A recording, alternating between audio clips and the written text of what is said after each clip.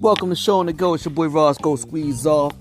This is just a header because we're doing a police and people of color kind of ongoing thread-like podcast. So I'll chime in. Ross Go Squeeze Off myself. I'll chime in. Then maybe Rich Blackman or Needy Savage will chime in as they see fit. And because it's such an ongoing topic right now with the police and the people of color, or just the policing in America, period. We're just going to kind of make this an ongoing topic, and we'll make a thread, so you'll be able to listen to one and then go right from one to the next, and it'll keep being ongoing instead of just doing one or 10 different shows about it.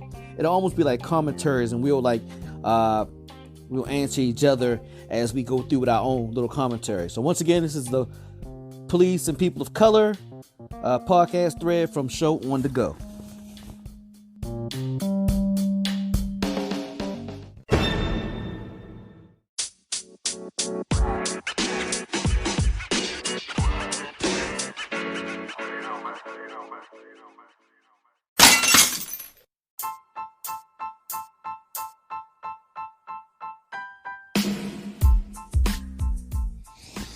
Welcome to Show on the Go, the podcast. It's your boy Ross Go Squeeze Off, and I'm doing something a little different today. Actually going to be on here by myself for just a few, and we'll follow it up for certain topics. I'm going to kind of talk about the police brutality thing going on right now. And for certain topics, what we're going to do is just like I'll come in, and then maybe Needy Savage or Rich Blackman, they'll come in right behind me and fill in with their own instead of actually doing the show, because it's going to be ongoing, and we're going to kind of like give our little commentary and thoughts on it. So let me jump right in. So first of all, I think I don't know about they say they want to defund the police and things of that nature. Now, police are going to stick together because they don't want to lose money. That's common sense. If you work somewhere, you get retirement and the whole 9 yards. Even if certain people are wrong for what they do at that job, you don't want to lose any type of income from it. That's your way of life. That's what you do. And I'm a government employee. I'm not a police officer, but I definitely don't want to lose any income from what I do. So I understand where police are coming from, and what's going on right now with the Georgia, where people aren't answering, the police calls pretty much, unless they said if it's not going to be an officer down situation, they're not even answering calls. They're calling out from work. They're not coming to work, and I understand where they're coming from because they feel as though they're being wronged, and they don't know what to do and how to do their job. Now the goal, just to make it simple, is not to kill people, not to kill anyone, not just black people, but just not to kill anyone unless you're defending yourself or defending people is the goal. Now, obviously some more training probably could be used. I think I heard a comedian somewhere say that it takes you 2 years to become a cosmetologist, but in 3 to 6 months you can be a police officer. Now, the defunding of the police, I understand what people want, because police are forced to do a lot. They're not just protecting and serving. They're social workers. I just a couple of weeks ago, I was at a giant supermarket, and somehow a snake got into my car, like a 6 foot long black snake got into my vehicle, and someone saw it and they called it across the loudspeaker at the supermarket, and several police officers came out. They didn't wait for the animal control to come in. A police officer actually, used some little grabbers that someone had in the parking lot, and he actually got the snake out of my car. He was bit twice. Now, he claims it wasn't a poisonous snake, and he was going to go get it looked at. But that was above and beyond what I thought a police officer should do. I commended him for what he did. I don't mind police officers. What we don't like is as a person of color, is the aggressive nature and of police towards the communities that house people of color, or even when you're out of the people of the community of a person of color, just being a person of color. What I mean by that is, I saw a post on Facebook, and forgive me if I jump around a little bit because I'm trying to cover. It encumbers a lot when you talk about this topic. So, I saw a post on Facebook that said, "How old were you the first time police pulled a gun on you?" And I thought to myself, I was 13 years old. I remember it like it was yesterday. I was on the ground. They laid us all on the ground, and it was about 8 o'clock at night on a summer evening, and we were talking to some girls that were not of my race. And I've never really, honestly, not that I wouldn't date out of my race, but I was about 13 with some girls that we went to go see that we had met in the mall back in the old days. And they actually had, like, when the police pulled up, they saw that. They got out. They told the white girls to go up the street. Me and my other two friends, they, like, literally had us on the ground. Police officer stepped on my head. He pulled a gun out. He asked me what was I doing with white girls. I mean, and this was actually in Baltimore. So this is quite a number of years ago. But that was the first time a gun ever got pulled out on myself. But as I saw the post, I saw so many people had young teenage years, man. And I was like, wow. And I saw some of the white people in the post were like, they were just blown away by that. How common that was for people of color to say that. Now, one of the things I think causes this, and this is just a guess. This is a guess on my part. I think it has to do with the way we are portrayed in Hollywood. Now, I understand Bill Cosby went through what he went through, but I've often told people, had he had years ago when he first attempted to buy NBC, his plan, he said, was to make shows like The Cosby Show, A Different World, Little Bill, Fat Albert, and those type of shows where he had black people in a different light than what's normally portrayed. And what I mean by portrayed is when you see people of color in a leading role on television, sometimes it's very stereotypical. We either have to be an athlete, an artist of some type, like singing, dancing. They always I see a running theme in movies where they always say, "Oh, just made partner at some type of firm," which shows with Caucasian people, you can see two broke girls. You can see a UPS driver. It can be anybody. It can be a leading role of a show. When you see us in a leading role, if we're not the top or the best that's ever done it, some type of mogul or something like that, we're like the show Power a lot, where you're making it, but there's drug money involved, and like in the very first episode of Power, you got a club and a grand opening and everything's going well, but you're still killing somebody downstairs in the basement. So you're still willing to do murder, you're still willing to sell drugs, and that's kind of what our shows are about. I mean, it's a show called For Life. I think it's another 50 Cent show. And yeah, the guy's doing great. He became a lawyer in jail, but everything always has you in jail in that type of setting, in an aggressive type setting. So I think when you see, and then our music doesn't help either. I mean, we used to have Public Enemy and Rakim and guys that actually had a KRS-One, positive messages for black people and things of that nature. And when that went away and everything became NWA and Ice-T back in his day, and when it went from there to what it is now with this trap music and, just a lot of cussing and kill, shoot, bitch, all that type of stuff. When what you see of black people in a leading role in music and culture, even our R&B singers are known for beating people up sometimes, Chris Brown, things of that nature. When that becomes what you know of us, when you don't know us, and a long time ago I was in the military, so I know I'm going roundabout, but I'm coming to a point here. When what you know of people of color, or especially African Americans, black people, when what you know of them on media is mainly that in a leading role, what I just mentioned to you, that's what you kind of take as your image. I actually knew a girl who became a good friend of mine when I was in the military many years ago, and she was 23 years old when she joined the military. The very first time she ever saw a black person in the flesh, because she was from Idaho, I believe she was, when she got to the O'Hare Airport in Chicago to transfer airplanes. She had never seen one in the flesh, she said. And she was cool. She was actually great. We were actually good friends in the military. But that was the first time she had ever saw a black person in the flesh.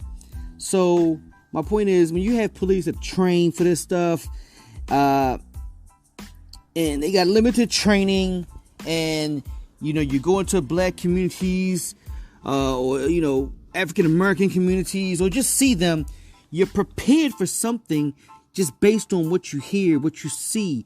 And I'm not saying always, and that's not everybody, but some of them, yes. And the key is definitely some.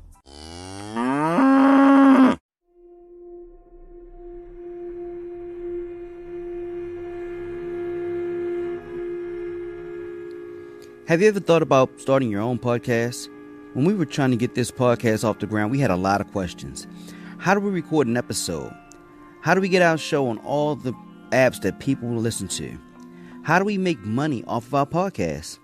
The answer to every one of these questions is really simple. Anchor. Anchor is a one-stop shop for recording, hosting, and distributing our podcast. Best of all, it's 100% free and ridiculously easy to use. And now Anchor can match you with some great sponsors who want to advertise on your podcast. That means you can get paid to podcast right away. In fact, that's what I'm doing right now by reading you this ad. Anchor, we started almost about a year ago, and it's been a godsend. Like I said, it's a one-stop shop for everything. You don't have to have any experience, and it takes you where you want to be. So if you've always wanted to start your own podcast and make money by doing it, go to anchor.fm/start. That's anchor.fm/start. And join me and the diverse community of podcasters already using Anchor. That's anchor.fm/start. I can't wait to hear your podcast.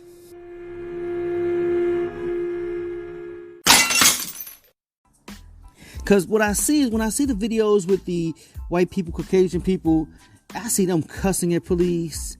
I saw a guy waving a hatchet going at the police. I saw a kid that they tried to take. He actually chased the police around. And the police, nobody got shot. Nobody died. They weren't so scared that they had to I actually watched a video not too long ago where it was a couple of black kids in a car, and it was like, "Is this your car?" And he said it was a rental car. I think they were in Iowa, and he was saying how to give us a rental car, and he kept asking him questions. He said, "Hey, your posture in the car makes me think you may have a gun." The guy was like, "I don't have a gun," and his posture was just, he was sitting in his chair. But I can, I don't say I understand it, but it's a lot of different backgrounds of where you come from, and there are a lot of areas in America. It's only 13% black, so I tell people all the time, there's a lot of areas that barely have any black people. When I was in the military, I traveled all around America, and it was times I went to a Walmart where, they always got 30 registers, but they usually never had more than 15 open. But it was like 15, 20 registers open. It was a packed, crowded Walmart in Ohio. I was in Ohio, and I was the only black person in that store as I walked around. The only black person. I mean, there's hundreds of people in here at this time. It was around the holiday time. It was like just packed full of people. So there are still places where there are not a lot of black people.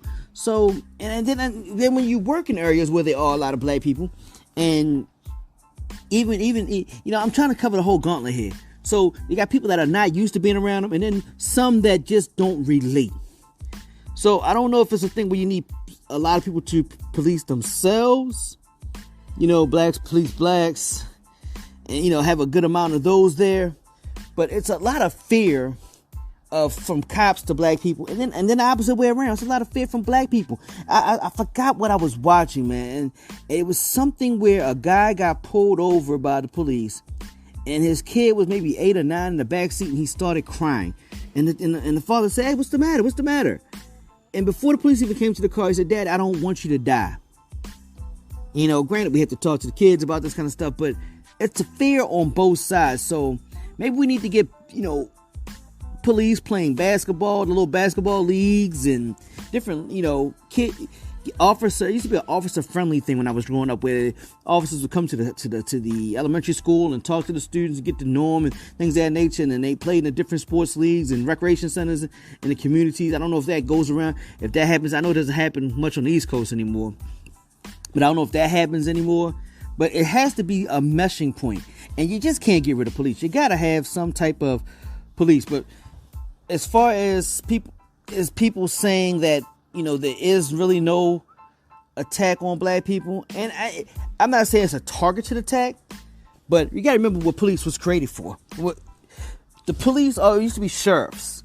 If you watch any old Western, you'll see it used to be sheriffs, and the whole purpose of forming the police officer was overseers. It was overseers on slave plantations, and the overseers, they kind of formed to be police, to bring back, when they finally released when they finally released a lot of the slaves, and they had to go into the regular world, they rounded them up. When they didn't have a job, of course, they were just slaves. They just got released. Of course, they don't have a job yet. They would round them up for not having them a job, lock them up, and then put them in the chain gang in the jail. So they still lease them out to work anyway. They get free labor out of them anyway. But that's where police actually came from, not the sheriffs that have always been around, but the actual police came from, police officer came from overseer. And that's kind of where it came from. So it's always been a contentious thing between police and black people from the very beginning. From the very beginning and the inception of police in America. So we got to figure out how to bridge that gap. We got to have police. We need law and order. Now, last thing before I go, and I know I'm all over the place, and it's just a bunch of thoughts running through my mind. And, Needy, Savage, and Rich Blackman will come on and they'll give their little segments, and I'll come back and do some more because it's an ongoing topic. So we'll keep reverting back to this topic. Two other things. One is, I believe the reason we got such a big turnout, I don't know if it's going to be a whole bunch of change. I think change has to be in legislation, and it's not the president we're worrying about, guys. You got to worry about, your Congress. That's where your voting has to go to make the proper changes, whatever changes you want to see in how policing is done. That will be done through legislation, because that's who make laws.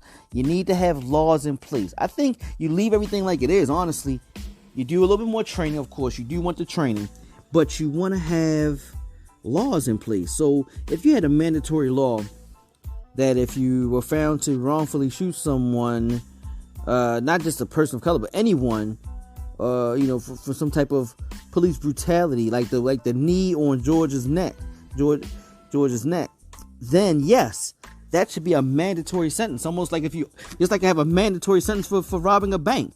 If you rob a bank, if you're just a driver and you never go inside, you get 15 years. It should be a mandatory sentence for that. And I think that could eliminate more of that. Or at least you'd have the people when one officer's doing something, the other officer says, hey, don't do that.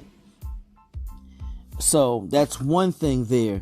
And then the other thing is the protesting. We have an amendment right to protest. I almost wonder, I think I heard Herschel Walker say this. We shouldn't be protesting late at night. Just the same way you don't want your kids out late at night, because nothing really happens good late at night. Now, I know they had a lot of bad protesting going around during the daytime too, but maybe they should cut it off when it gets to dark. Maybe 8 p.m. I think Herschel Walker said that. Maybe 8 p.m. should be a cutoff time for protesting. Just because we want to keep things from being contentious, man, especially in tough times right now. And I know sometimes I hear a lot of people of color say you gotta kind of like toss it at their nose so that they understand, they see what's going on. And that's true. I just hate businesses being tore down. As a business owner, I hate businesses being tore down and beat up in your own communities to prove your point. We got to get to the point where we do it with the pen. Legislation, man. Legislation makes major changes. We marched to get in schools and to end segregation. But what ended it wasn't just the marching and everything. It was the actual legislation. So we got to get to where we can really, get to legislation, voting on Congress, not just voting on president, but coming right back 2 years later and voting for your congressmen, your senators, and making sure you hold them accountable to get the action that you want done. Now, I'm pretty much going to hold off right there. Like I said, this is a different format we're doing. We don't normally do this format. They'll follow up in a day or two, and I'll follow up, and it's just going to be on this topic right now. Maybe another topic. We may even go coronavirus as well, because by them being such ongoing topics, to just do a show on it, the show will be null and void within a few days' time, and you have to do another one. So we're just going to be tapping in and chiming in with the topics on the police brutality, the Black Lives Matter stuff, and also maybe the coronavirus. We'll do one for that as well, and we'll put it up in the posting so you can see it when you go to our podcast. But once again, it's your boy Roscoe Squeeze Off with Show on the Go, talking about the police brutality and how we go about fixing the communities with the police in this 2020, this crazy year of 2020. But until next time, look out now. Quick. Make sure you know. Look out for our police and our coronavirus. It'll be listed where you can see that it's just an ongoing thread, so you just follow it. But it's kind of a podcast thread. It's something new we're doing here, and it's just gonna be for police brutality and most likely coronavirus. If we add to it, we'll let you know. Once again, it's your boy Roscoe Squeeze Off. Until next time, peace.